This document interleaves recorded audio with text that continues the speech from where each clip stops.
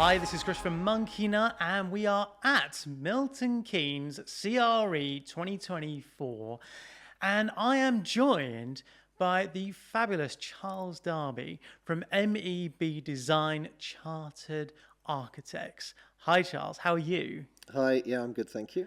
Now, tell me a little bit about what it is MEB do. I think the clue's in the title, Chartered Architects, but just tell to us about some of the things you do for churches. Yeah, so we're a firm of chartered architects who set up in the 1980s, been around for a while. We work in three main sectors, and church work, charity work is one of our main three sectors since the practice was founded in the 1980s. Wow, so you've been around since the 1980s. I suppose the question for me is, church has been around for a long time.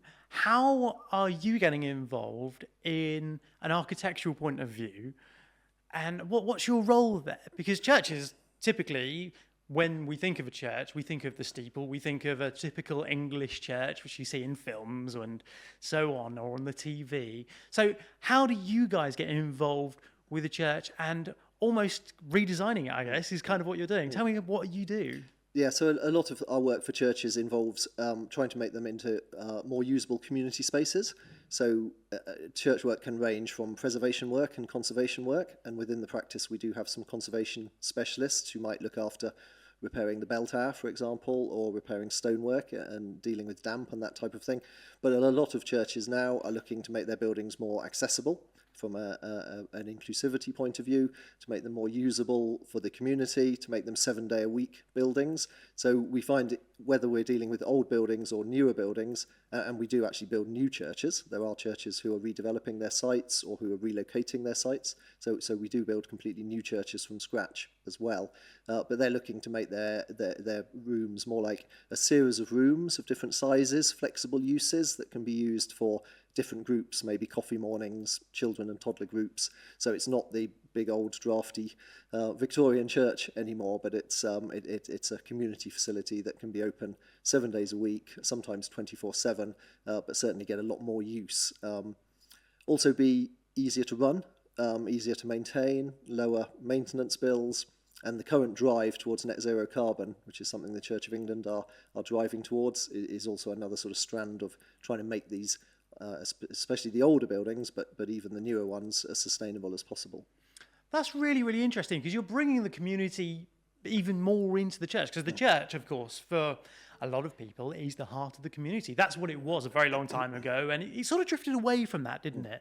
And what you're doing is you're really kind of making, as you said there, churches this wonderful community space once more. And I don't know how much this goes into what you're doing, but I read about churches who have turned them into part-time pubs or post offices. Is that something you guys get involved with as well?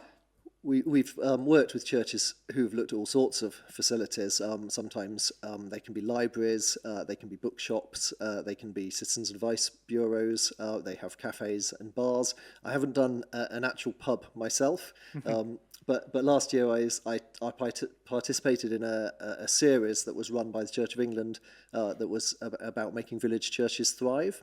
And it was an online sort of webinar series, and it's a book that's been written that's called How to Make Village Churches Thrive, and it's looked at all sorts of ways that churches can make themselves more relevant.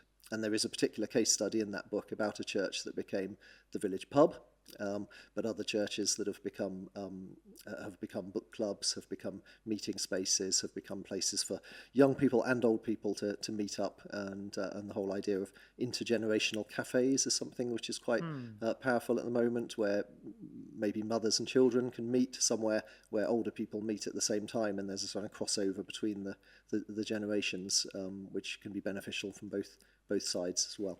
That's really interesting. And I think, what about the main church space? Because the thing I've seen a lot of, and it's kind of a new trend, and maybe this is something that you've seen as well, is churches seem to be doing away with pews or movable pews to make that church space, especially in those big old Church of England churches, which we've seen for forever, what it feels like, to make them into that more community used space.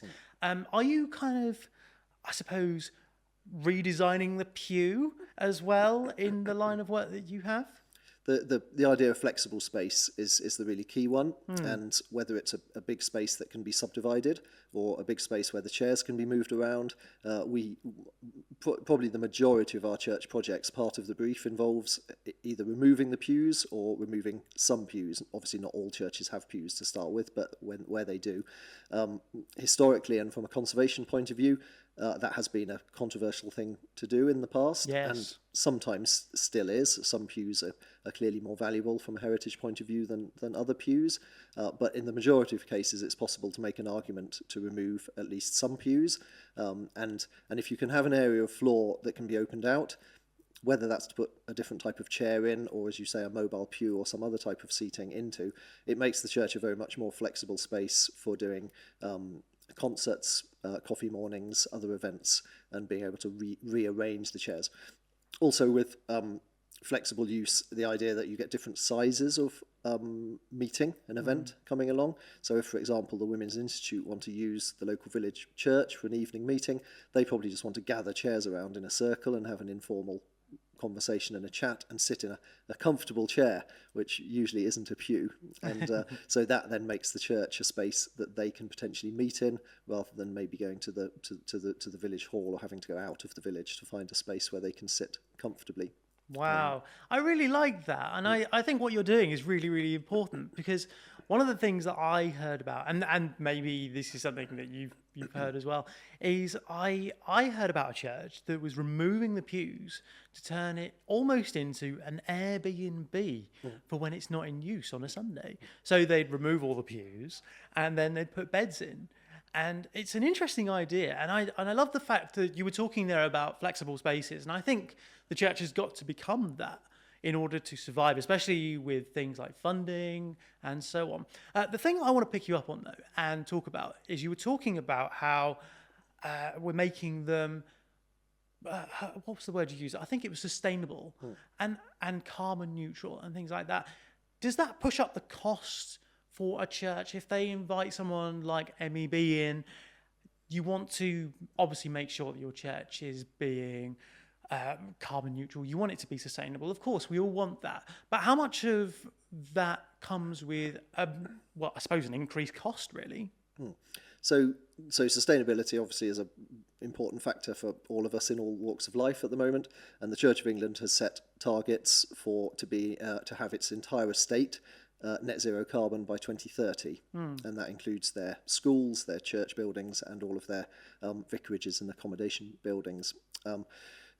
They're putting money into that, so there are funding streams available, and I'm involved in a small group in my own benefice where we're following the Eco-Church principles, and Eco-Church is a initiative which is set up by Arosha UK, which is a charity, and Arosha UK, along with other organisations, ecclesiastical and benefact trust, are putting money into funding energy audits, but also following the Eco-Church principles to move towards net zero carbon and trying to get churches onto their net zero carbon journeys. So there are costs involved, but there are also funding streams available to match those costs. So that's really good to hear. That's really, really good to hear. Now, tell me why you're at CRE. You're a bit of a veteran. You've been coming for a very long time. How beneficial is CRE to you? Yeah, so we've probably been to CRE nearly every time it takes place, and whether it's in different parts of the country or in the main, the central one that used to take place at Sandown, and we like to make contact, whether it's with existing churches that we know, church clients that we've known for many years, or making new contacts. It's that sort of long-term relationships and getting to know people and seeing people year after year that we find really helps to build our kind of network and our core within the business. Oh, that's really fascinating.